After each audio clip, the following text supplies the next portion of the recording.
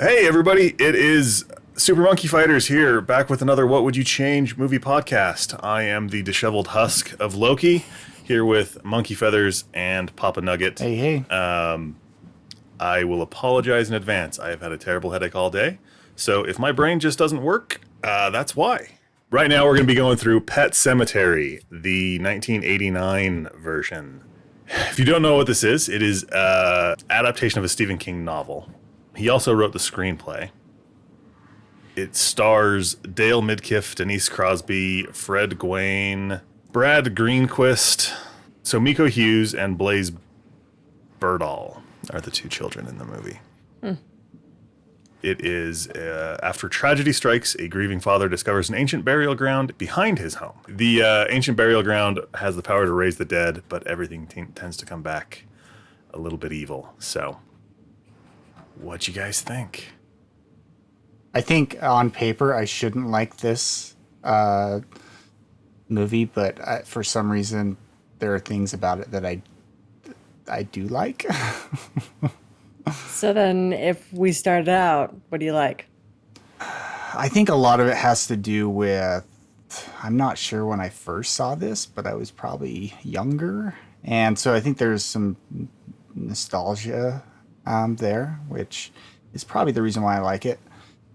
The one scene that I've always remembered from the first time I've seen it was the scene where Gage has been reanimated and he's in Judd's house and he cuts his Achilles heel.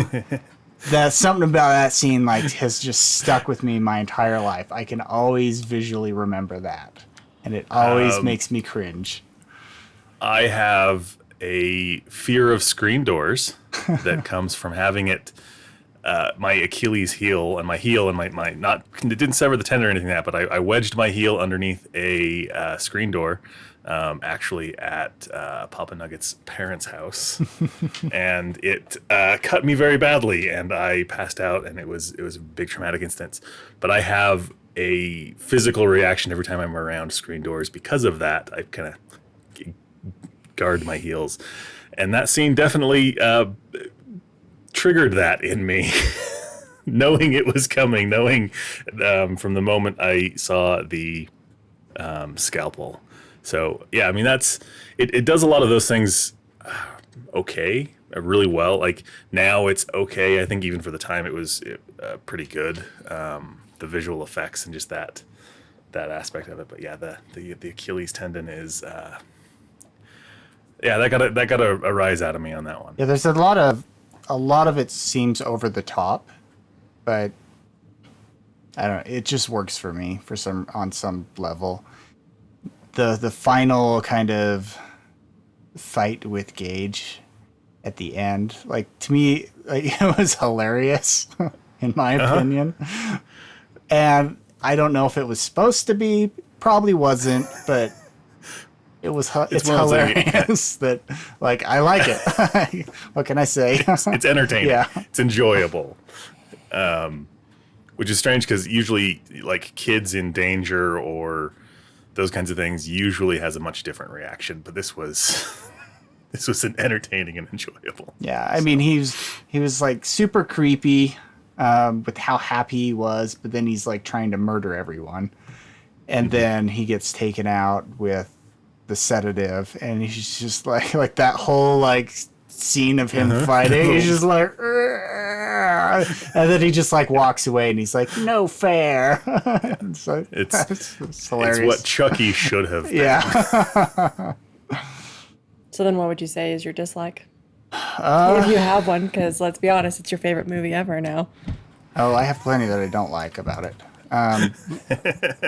So Lewis's acting just bugged me. The entire thing. I don't know what he was trying to... He was just really weird.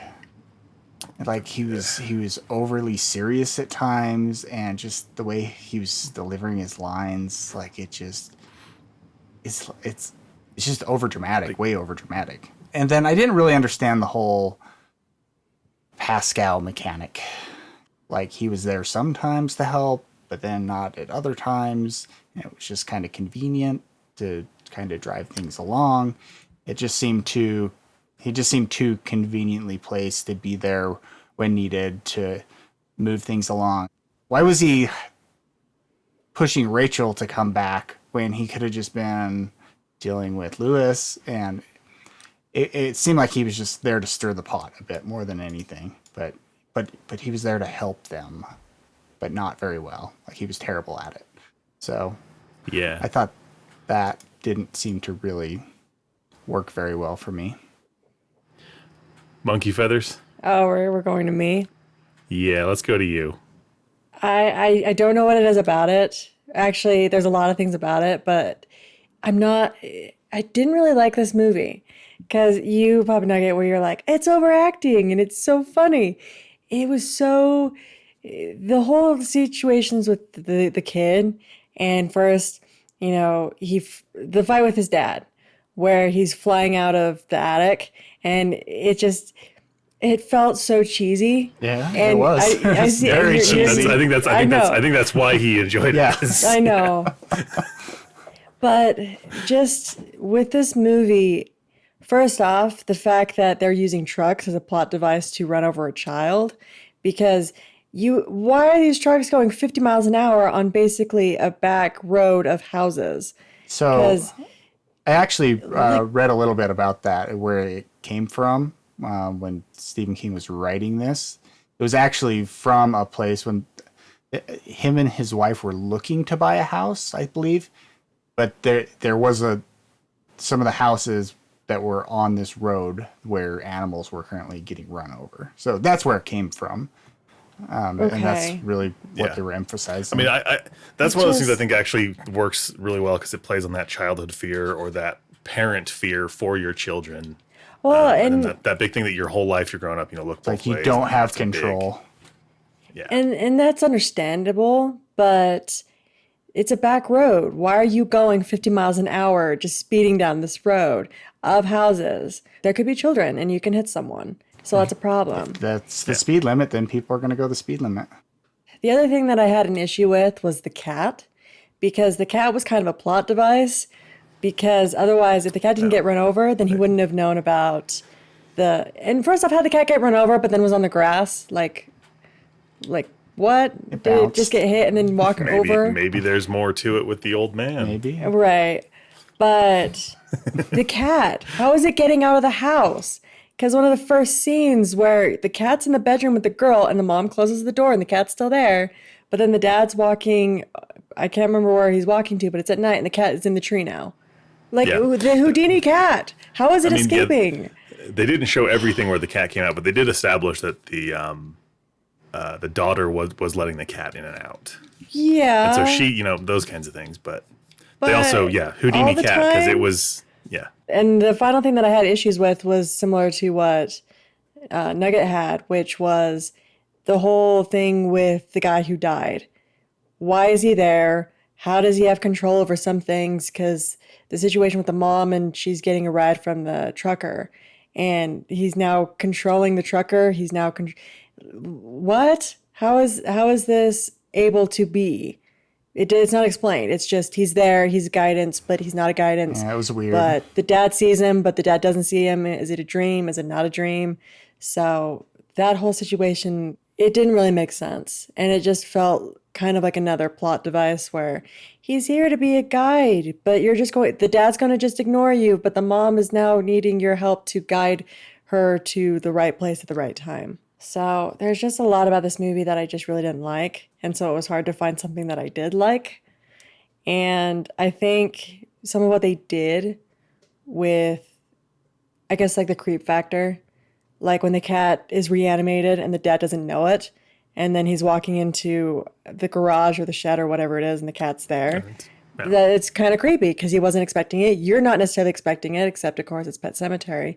But it's a creepy moment. So I think some of the things that they did help to create some scare, so to speak. But at the end of the day, it's a really cheesy movie. I was about to call it a horror movie, but I can't even call it that because it's just more cheese and more over the top acting. And I do have to say, though, as far as acting, I thought Fred Gwynn, who played Judd, did a good job. I thought that character was played well. As a side note, he was also the actor who played Herman Munster in The Munsters. So kind of similar dynamic, kind of. Yeah. yeah. I think he did really, it was a bit over the top in the accents with a couple of the people. The housekeeper who kills herself. Yeah, randomly. I didn't. Right. I didn't even. Like, but the accents those two had, I think, fit very well, and I think actually pulled me into the story a little bit more, even though they did seem a little over the top. But for what the story is, I did kind of appreciate that. So. I get it. It's entertaining, but when you walk into a horror movie, you should expect a horror movie or a thriller or something. You shouldn't walk out thinking, "Oh, that's so funny that this 2, 3, 4-year-old is now this as strong as his dad, and they're getting in a fight, and then he bites him in the neck, or he slices Achilles' tendon, or he's flying from the ceiling." You walk into a horror movie, you should expect a horror movie instead of what you got. You guys kind of hit a lot of it on the head as to what I liked and what I don't. So what would you say is your like for this? I really did like the cheesy campiness of it all. I wanted it to be scarier, but when I got to it, I was just like, this is stupid entertaining. Even for the time, I would have probably thought that. I did like the neighbor, Judd. He, like I said, he's a little over the top, but he's really good. I think relative to everyone else, I think everyone's a little over the top, in my opinion. But one of the things, like the creepiest things that I didn't expect to be kind of creeped out by was the flashbacks. And this doesn't fit the movie at all, but the flashback to his wife's sister. Yeah. Growing up. I wanted to talk about that. That doesn't fit into the story at all, but that was creepy as hell. Everything about that was just like, okay. So I kind of came up with an idea that it seems almost like the plot's trying to be about it's about demons, right? And I think they're trying to show that in different ways for different people and how they've dealt with demons in the past, their current demons. I haven't been able to really fully flesh out my thoughts on that, but that's what, because I was trying to figure out what's the point of the sister and going back to the flashback. But that's all I could really come up with, is because I'm like, why is she crying listening when Lewis is talking about death to Ellie? Ellie, I think. Yeah. And she just starts crying, and then they have this conversation, and then that's when I think when we first learn about the sister. Because at that point I'm like, this lady's crazy. Like, she's just bursting into tears, and it's like, why is she going?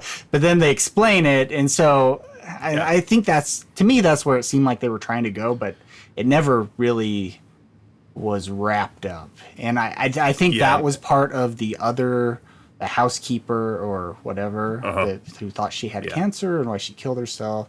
It's like that was her own demons, and it was those secondary characters, I think, that really stole the show. I mean, even the housekeeper we talked about, like, she was more of a believable character to me than any of the family members. Yeah, and I was more curious about, like, what's going on with her? What's her story? Yeah. And she was just, like, very ancillary character. I think the kids did very well for being kids, but you don't cast kids that young because of their acting ability. You cast them because they fit those roles. When they're flying the kites right before Gage gets hit by the truck, and the daughter, I can't even remember what she yells out, but she curses and everybody starts laughing. Like, I did enjoy that because that is a very realistic moment. Yeah. Like, movies and TV usually are like, oh no, everybody's gonna get mad at you. It's like, no, when a kid curses like that, it's hilarious and parents laugh. I mean, it's very hard not to laugh when your kids say random profanities and stuff. So that was, I kind of liked that. What would you say is your dislike? Dislikes. I dislike that they didn't really play up the they tried to play up the tension, the horror in other ways that didn't fit the main story. Like the cat is the way you build that up for the first half of the movie. You know, the cat was, even towards the end, the cat kind of acted like an accomplice or like kind of a guardian for the kid, but never, you know, you don't really ever see anything before that. It's like the cat is there at the beginning, it dies, it gets resurrected, it throws a dead mouse into the bath with him, and then you never really see it until the end. Like it's just kind of, you know, whatever. So I would have played that up a lot more. You know, a lot of it was just stories back and forth. So I actually do kind of want to see. This is one of the first, you know, where we've watched the original. I want to go and watch the remake that came out last year. I've seen the remake. Just knowing who's in it, I was like, I think that they probably could have done a hell of a lot better with this one, but maybe not with the story. So it's one I am more curious for, but I also know that they've probably amped the gore factor up quite a bit more in it, which I don't know. I'm an old man now, and that doesn't really do it for me anymore. So then what would you change? How would you change it if you could? How would I change it? I would have just done more with the cat, made that a lot creepier. I think you could have probably changed a lot of the Pascal scenes to be the cat, where people are really like, something's going on there, and building a lot more of the tension up and causing a lot more of the problems. But like I said, it was just kind of like, it's Pet Sematary, and you see the cemetery 2-3 times, and you see a cat in it a couple of times, and it's not really about, like, that's not really building to what anything is.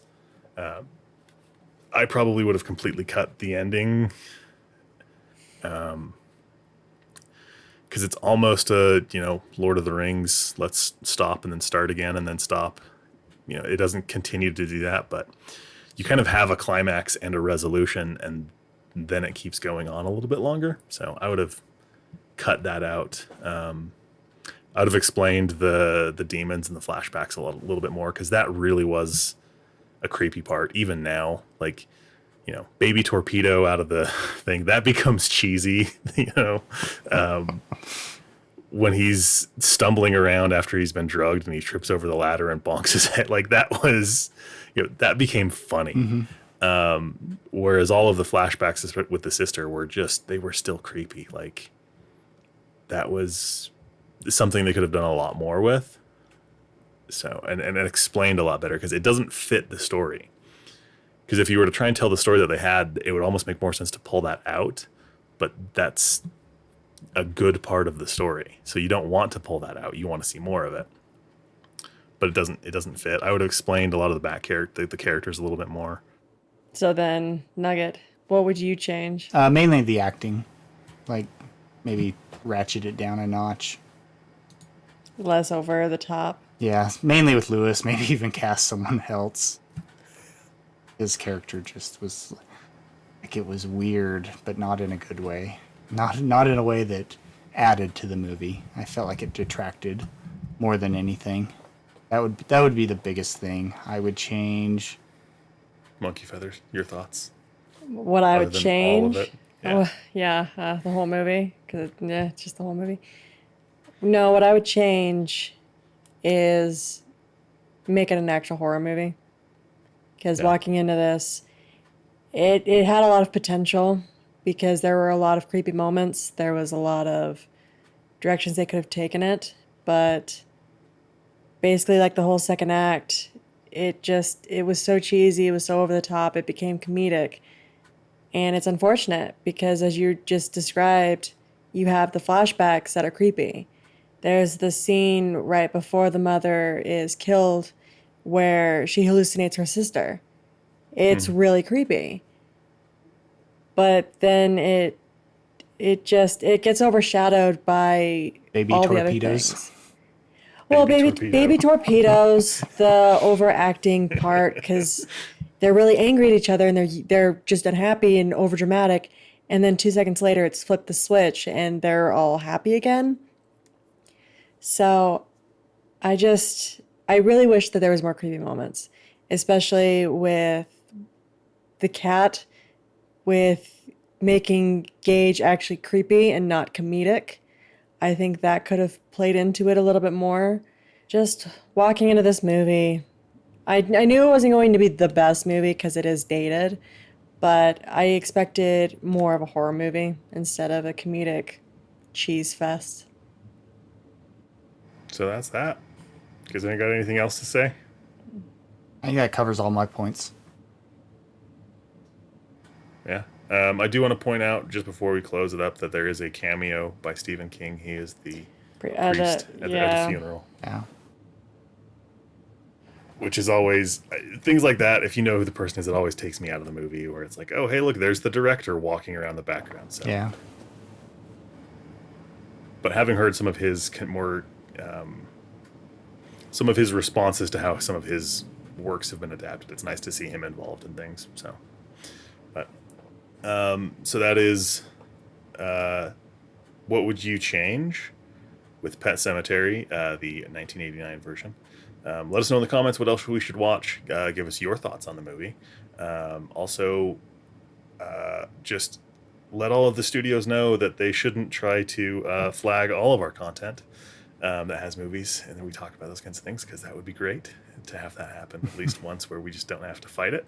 But yeah, let us know down below what you think. Give it a like if you liked it, and subscribe to see more. And we'll catch you in the next one. Adios. See ya.